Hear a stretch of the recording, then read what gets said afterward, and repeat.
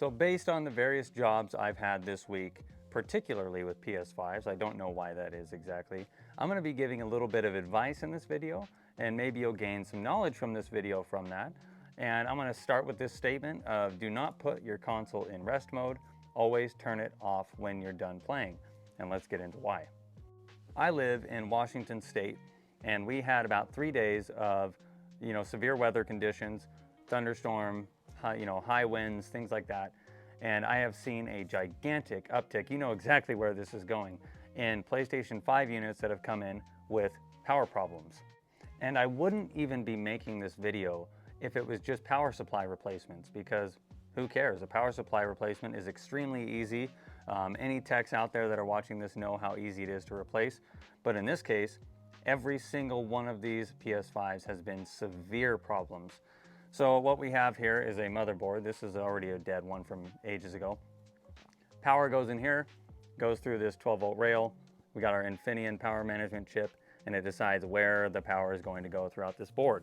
Now, when you're in rest mode, you're in a low power standby mode.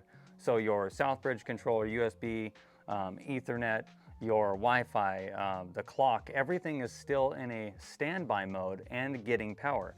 Now, a good way to put this is imagine you have a gate or a fence outside your house to keep people out, but the gate can be open when you want it to be open to let people in that you're allowing to come over for a party or whatever, and then you close the gate again. When your system is in rest mode, that gate is left open and basically anybody can just walk in this case, power.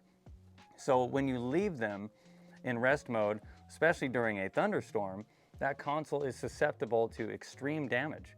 There's a lot of components that are just left wide open for that power to go into and destroy. And in the case of one of these consoles, this isn't the one, but I'm just gonna give it, so you can see the motherboard. We had a motherboard that I replaced the Infineon chip. It still has issues with power, randomly shuts off. So I replaced 2 of capacitors that were on here, as well as a fuse, as well as a MOSFET, and we finally got it to power on and work correctly, but the firmware is corrupted. So not only did that phase get hit and all those power issues, which we did resolve, we have either a dead SSD or a Southbridge chip on that exact motherboard that I'm talking about. And all these things could have been alleviated or completely not happen at all if it wasn't in rest mode. And you're probably like, well, how did you know it was in rest mode? I've contacted 4 of these customers that we've had this week and asked them, do you leave your console in rest mode? Every single one of them said, yeah, I like to have it so when I hit the power button, I'm right back to the action, I'm right where I left off. Well, there it is, folks. If they had these completely turned off, it probably would have only blown the main capacitor or something simple on the power supply unit instead of all that power going into the system. And I know you're like, oh God, he's just yapping. But I want this knowledge to get out there to try to save you guys from having these issues. So if you have it and you're probably like, but I have mine plugged into a surge protector. Let me read you some statistics on this. And I'm not saying by any means don't use a surge protector, but don't always rely on them. The first thing is actual Sony leaked service data. This comes from 2023, 8,500 RMAs. 41% marked that they were surged even though they were protected and they still died. And this has to do with going back to what I was saying with rest mode. Now, if we look at the hidden killer is degradation over time with that surge protector. So let's say it has 1 to 3 minor hits, 350 volts, whatever. You're gonna have probably 90% of the protection left from that surge protector. If you get a major hit though, that bumps down to 20%.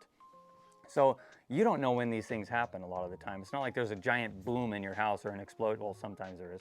But very rarely, you would just wake up, go turn on your console, and it just doesn't power on. And you're like, what the heck happened? So surges are something that can happen often, and you have no idea that your surge protector has degraded massively over the years and years you've had it. So my rule of thumb, every couple of years, I just replace mine. Or maybe even once a year. It's only 20 bucks. I go cheap, I buy something like that, which by the way is also another factor, is how much you spend. The quality of the item is going to be something that saves it too. But yeah, I just wanted to make a video always just turn it off. You know, I know we live in a society where everybody has instant gratification. We want it now. I want my system to work right now. I want to be right where I left off. And you can make that choice if you trust your surge protector and you think everything's going to be fine, go for it. But this is real world data. I'm seeing it in live time here with all the repairs I have lined up right now, especially this week after the thunderstorm. You know, all these things are, you know, huge correlation and make perfect sense. Yeah, sorry for the long-winded video, but I just like to keep my viewers informed and, you know, conversations happening about it.